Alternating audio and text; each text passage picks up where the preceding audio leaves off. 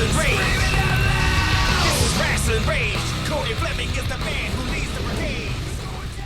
Hey everybody, and welcome back to Rasslin Rage. I'm your host Cody, and joining me today is Adam Wick. Now I'm going to ask him a few questions here in a minute, but before I do that, please smash the thumbs up, and if you haven't already, please subscribe. So, Mr. Wick, thank you so much for joining me today. Thank you, sir. I greatly appreciate it. Thank you for having me. Oh yeah, for sure. Now I got to ask you, you're kind of new. I mean, you're not new. You're not like 90 days in, but only a couple years. How long has it been? How long have you been training now? I've been training since, so it's a long story, but short story. I worked for a couple companies back in the day, where I got all my basics done. And then, I said to myself, I need to go on the road. I want to be on the road more. And I asked Aaron and I asked Jack Price if they could take me under their wing and teach me the ways of the indie scene, because they feels like they know a lot about it. And I'm still learning today. I still go up to training. I help people. I learn myself. I work on it every day. All right. That's awesome. So, where did you, some guys went to the House of Truth, some guys, we went to different schools. What school did you go to? So it was called the Pure Pro Wrestling Development Center. Okay. In Flint. Okay. At Flint Iceland Arena. And Aaron mostly taught me, I would say. No, that's awesome. He's a good guy, and I was very fortunate to sit down with him, and I've interviewed a lot of the guys from DTA and talking about training and what some of these guys like Jack Price and Aaron O'Ryan do for some of the younger guys in the business. What's that, for you? Like, that's got to be huge for a guy like Aaron O'Ryan and Jack Price, to really kind of, say, hey, maybe you should do this instead of that. What's that like for you? Honestly, even before my match, even when I go out there, I'm always nervous, and they can tell when I'm nervous when I go out there. And when I do my match and I come back, I like what you did, but add this, or take out this and add this. It's honestly, and it clicks in my head. It's like, oh, that would have been way better. And then when I do it the next show, they're like, see what I'm talking about, and it makes sense. Right. It's always great from them or any of the guys, not even just Jack Price or Aaron O'Ryan. Tommy Vendetta, same class as I, but way better, way advanced. Alex Weir, my vet in Proving Ground of Season 7. I always ask him, no matter what. Karam, Jody Threat, Kenji, all these guys. I always ask him, what did you think? What should I do? And it's always positive feedback to my career and my moves and what I do in the ring. Right, and that's awesome. That's really cool. And even the fact that you're seeking that information, because a lot of guys, some guys might just be like, all right, that's it, and then walk in the back and go home, and and those are the guys that typically probably don't advance very far. Right. But we spoke about, you said a little bit about Proving Ground, and you're with Master Alex Weir now as your vet. So Proving Ground, that there's a little history there with Adam Wick with Proving Ground, right? Because you were in a previous season. Yep, season 6. You weren't able to make it, and then now here you are 7. So let's talk about that a little bit. Let's talk about what happened and then where you're at now. Okay. So season 6, I think it was episode 3. Dre Jacobs, it was during the winter time. I know we had a bad blizzard and everything, and barely half the guys made it to the roster. But some guys showed up and some guys didn't. My vet didn't show up, and it was way too dangerous to drive. But I told him, forget about it. We'll do this some other time. And I'd rather, for his safety and his family, rather than my own. Mm-hmm. It sucks. It's an emotional thing, but Proving Ground is a shoot competition. Right. You have that thoughts and things like, no, it's not, but it is. It really is. It's intense. It's intimidating. It really, it's hard judges. They're not gonna, do stuff for you. You have to Right. prove it. That's what it is about. Prove yourself. Right. Well, you know, So, and I just did an interview with DBA the other day, and that came out today, and we were talking about Proving Ground a little bit, and he was talking about like the judging sheet, like, you know, they have these sheets up there when they're judging those Proving mhm. Ground matches, and there's no face to it. It's numbers, and they're judging you based upon what they see in the ring for the different categories, and then they add those numbers up, and whoever's the low ball, they're out. You know, and Yep. that's it. Yeah, Um, it's extremely intense too. Like I said, you're up there, you're waiting for the highest scoring team, and then you're thinking, oh God, who's safe, who's not. Yeah. Now, so you're in season 7. You're with Alex Weaponized or Master Weir, whatever you calling himself anymore. Master Weaponized. Yep. Now he's been here quite a few times on the show. I've done interviews with him a few times. He's actually one of my karate instructors. You know, for those of you guys out there that may not know about Proving Ground, the rookies picked the vets this year, and they drew numbers. And I forget, were you first or second? I was second. Second. And So yep. second pick, you pick Weaponized or Master Weir. That was kind of like an easy pick for you, though, wasn't it? Yes, honestly, it was. Everyone knew it was coming. I mean, if you didn't know it, Right. you should know. I'm gonna pick Alex. Right. They thought I was gonna do Dre again, but I like who picked Dre. Right. Jacobs. Yeah. But like I said, me and Alex have a lot in common. We're both, he's more high flying, more, excuse my language, fuck it kind of person who will do anything and everything to get here. And that's what I am. That's who I look up to the most is Alex Weir. Just because of the sole purpose of how much risk he takes to prove to everybody. That's why he is my vet, and that's why I know in my heart of hearts, and I'm not being cocky, that we're going to win. That we're going to win this year. Solid. Right on. Sorry.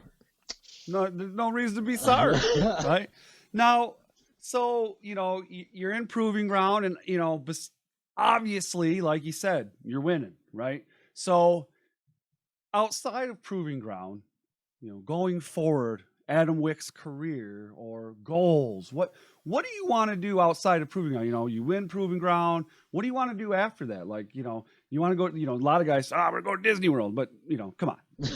What do you want to do? To be honest with you, like I said, XI has been a home for me, and even if I do win Proving Grounds, I'll still be back on that show. I'll still prove it and prove it and prove it, no matter what. Right. To everybody. And that's one of those things about Proving Ground altogether is, you see a lot of the guys that have went off and did other things and are in bigger leagues like Impact and so on and so forth, who, every once in a while we see them come back to XICW, like Mike Elgin or, Congo Kong or the Chris Brothers or Akeem Zane, all names that are in the big leagues now. Trey Miguel. Trey Miguel, there's another one who just opened up a wrestling school, by the way. Yes, congrats.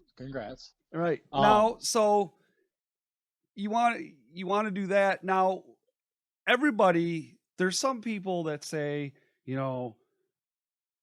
when you ask them what's the goal, and it's WWE. A lot of people, not everybody says that, but no, there's a lot that does. WWE, I want to make it to the big leagues.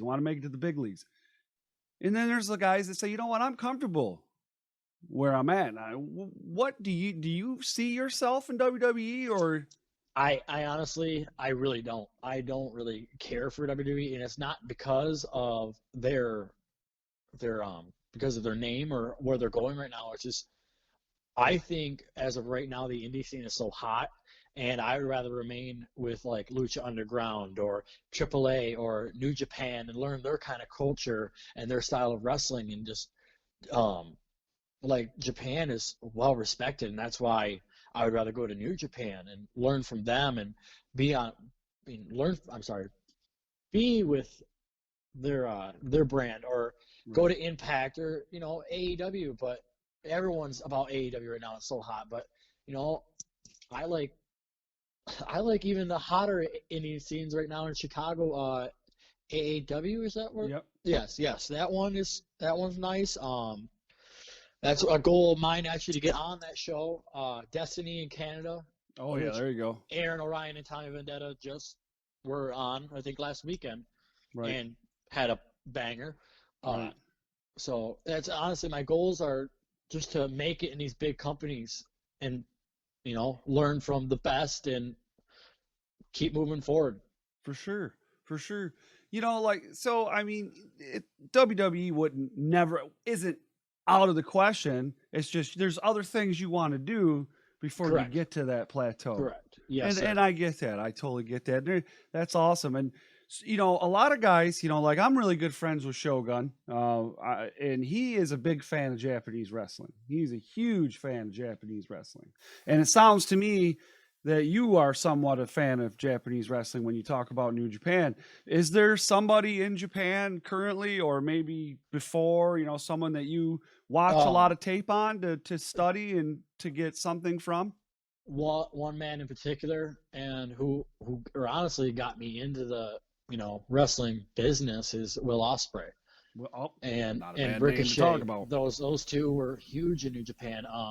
Young Bucks were huge. Kenny Omega is started there, I Right. think, and just like listening to their interviews from them and how much training they gone through and how much torture and how much praise and respected and well-rounded they are. They even say it's like, and Michael Elgin too. When you go over there, you are their superstar. You are, they'll do anything for you because wrestling is a respectful art and form over there. And That's awesome. that's why it's so amazing to see all the culture and how respected it is.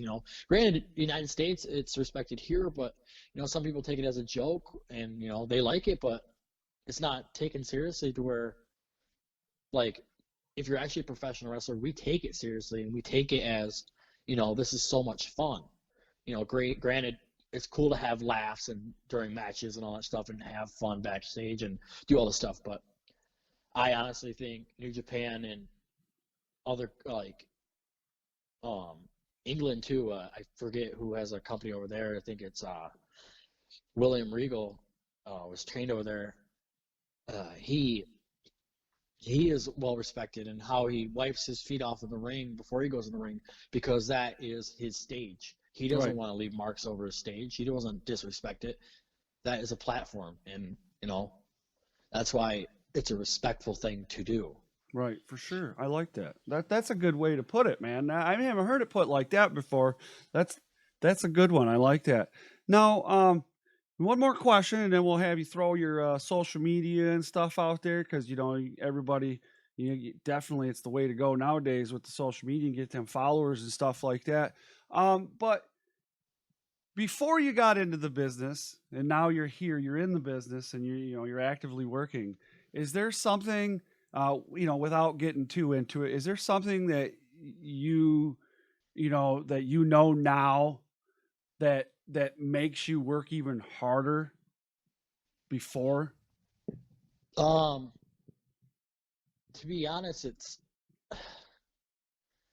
a tough one, I know. it is. It honestly is. It's one to think about too. It's one that comes to mind is if you want to if you want to be respected in wrestling and work hard to your goals, you literally have to sacrifice everything. And this is I'm gonna go on like a little tiny tangent right here because this is brought up recently. Okay. I literally sacrifice almost everything to be a part of wrestling. Whether it's um, canceling with friends, going to a party, or canceling family dinners, family parties, family wanting to see me. Well, I'm doing this. This is my hobby. Missing work. I've literally taken off weekdays, and my job's good with it. They respect what I do, but they don't really respect it. But Right.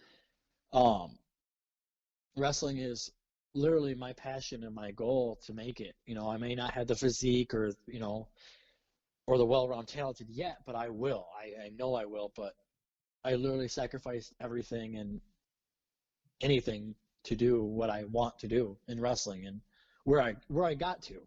Right. Um, When you first started, did you think you would have to sacrifice all that, or was oh, it kind of like a the I don't first know? the first thing I was told is you better get your shit together because there's going to be a lot of wrestling in your life, and that's like since day one, not training with Aaron, but day one wrestling. If you're not all about wrestling and you just want to use this as your hobby, then it's not for you. But if you're really passionate about it, and like you have in the background your championship belts, your pictures of signed autographs, that's what wrestling first meant to me, is all this cool stuff to have. Or but when Aaron told me and Jack Price told me wrestling comes first and then you go, and then look at Aaron, 9 years in the business, 10 years in the business. He made it to WWE once. He's a footstep away from being at Impact, I think, or Yeah. AEW, or all these big names, a footstep away. Hell, I'm proud of Karn for being on Evolved. Yeah. That's awesome for Yeah, it all of is. us. That's basically making it there. I mean, Right. our, That's awesome. It's awesome. So, why don't you go ahead, throw out the social media, and guys, listen, I'm going to throw that down into the description. Oh yeah, over here. Haha. Down there in the description. Even I get confused, right? So throw that down in this. I'm going to put that down there. Nice little link so you can just click on them and what have you. And, you go over there, go to his Facebook and Twitter and whatever he has, and smash over there and follow and do all that stuff. So go ahead, throw that stuff out there for him, bud. Follow me on Instagram at AdamChuchu18, and then that's CHU18, and then Twitter is my full name, and which is hard to spell, and Facebook Adam Wick. And thank you guys so much. That's Thank you awesome. for having me. I greatly appreciate it, man. Right. All right. Well, dude, thank you so much for coming on the show. Guys, again, this is actually kind of fun. It's very nervous too. I really like I like just having a conversation. I don't really write down questions and stuff. I got an idea in my head and I kind of just roll with it because it's more natural that way, and I think it makes for a better experience for everybody, including the people watching, for sure. Yes. Completely. So thank you again, bro. I really appreciate that, and we will definitely be seeing you on the 10th there at the Hot Rocks for Proving Ground Season 7 episode. What are we on? 4 now or 4? Holy smokes! Already number 4. All right. So hey guys, Adam Wick, Cody from Rasslin Rage. We'll see you later. See you guys.